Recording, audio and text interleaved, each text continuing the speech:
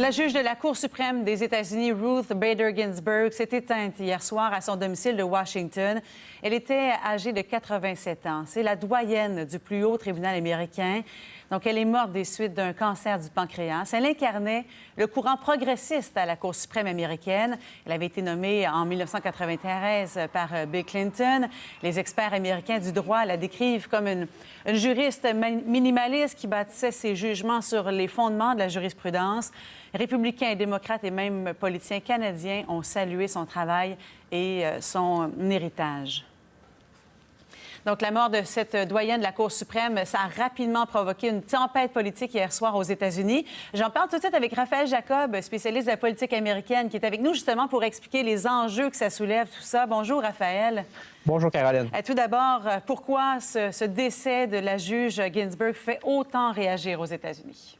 Oui, effectivement, vous évoquez une tempête, je vous dirais carrément, vous me connaissez, Caroline, je n'ai pas l'habitude de faire dans l'hyperbole. Là, on a affaire et on va avoir affaire à une tempête nucléaire aux États-Unis. Pourquoi?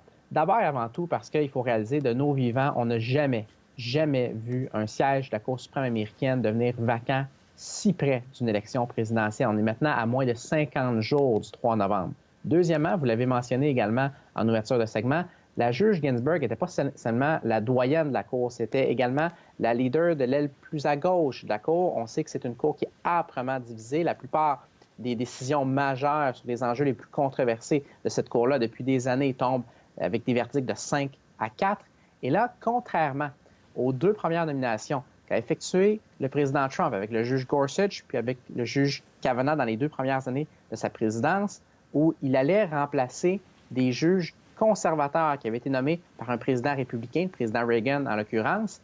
Là, il est question d'aller remplacer une juge qui, philosophiquement, idéologiquement, lui est complètement opposée. Donc là, c'est plus simplement de solidifier l'aile conservatrice de la Cour, c'est carrément de l'élargir. Puis finalement, et je dirais que c'est le plus gros élément de tous, c'est ce qui s'est passé il y a 4 ans. En 2016, alors qu'on était pendant la dernière campagne présidentielle, il y avait eu un siège qui était devenu vacant beaucoup plus tôt dans l'année, c'était en février 2016, et Barack Obama, qui était en fonction à l'époque, avait effectué une nomination à la Cour. Cette nomination-là avait été bloquée par la majorité républicaine, par les républicains au Sénat. On sait qu'aux États-Unis, le Sénat a le pouvoir, le devoir constitutionnel de confirmer les juges à la Cour suprême, les nominations du président. Et le leader républicain, hier soir, via communiqué, a annoncé que cette fois-ci, le Sénat allait voter, donc n'allait pas bloquer la nomination du président. Donc, ça n'avait pas été possible il y a 4 ans pour Barack Obama, mais ce serait possible maintenant pour Donald Trump, qui pourrait vraiment en profiter pour nommer un autre juge conservateur. Ce sera un 3e dans son propre mandat. Exact. Je vous dirais, sans faire dans les grandes prédictions, sans doute une juge. Personnellement, je m'attendrais à ce qu'il nomme une femme, donc conservatrice. Et effectivement, s'il était capable, d'ici à janvier, de faire confirmer cette juge-là, présumant que c'est une femme, mais dans tous les cas, un ou une juge, il s'agirait de 3 confirmations, 3 juges mis en place à la Cour suprême dans un seul mandat. Ça, Caroline, on n'a pas vu ça depuis près de 50 ans. Le dernier président qui était en mesure d'avoir un tel impact sur la Cour suprême, c'était Richard Nixon dans son premier mandat. C'est remarquable et c'est extraordinairement explosif la pression qui va être mise sur les sénateurs, surtout les sénateurs républicains.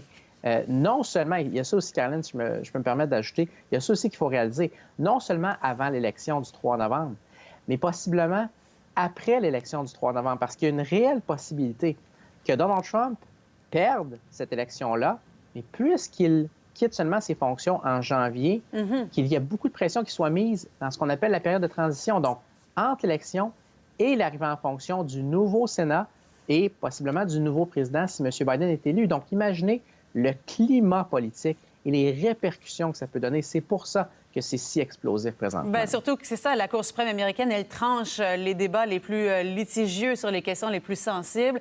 Et là, on parle d'un pays ultra divisé sur pas mal de questions, justement, dont on parle depuis des semaines et des mois. Alors, on va suivre tout ça. Merci beaucoup, Raphaël, pour cette analyse ce matin.